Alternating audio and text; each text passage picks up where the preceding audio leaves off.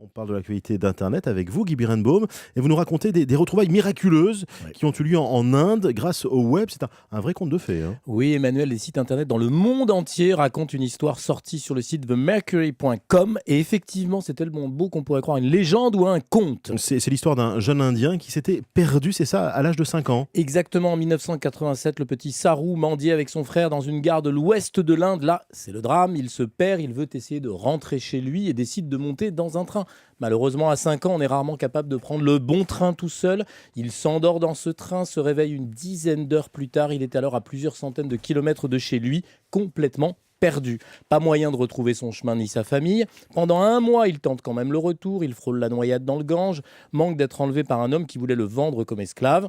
Il est finalement déclaré enfant perdu, placé dans un orphelinat, avant d'être adopté par une famille de Tasmanie. En dépit de ses aventures traumatisantes, Saru explique qu'il avait toujours gardé en tête les images des rues de la ville dans laquelle il était né. Les années passent et c'est l'Internet qui va permettre à Saru de retrouver son chemin. Pendant plusieurs années, il va passer des heures et des heures sur Google Earth. Vous savez, Emmanuel, ce logiciel qui permet de visualiser la Terre parfois rue par rue. Ouais. Il finit par reconnaître récemment la gare de Khandwa, là où il a perdu son frère de vie il y a 25 ans. Il rejoint un groupe Facebook concernant sa ville natale, Ganesh Talai. Il réserve un billet d'avion. Et de retour, il retrouve sa famille. Très très belle histoire, magnifique pub pour l'Internet qui rend notre monde tout petit.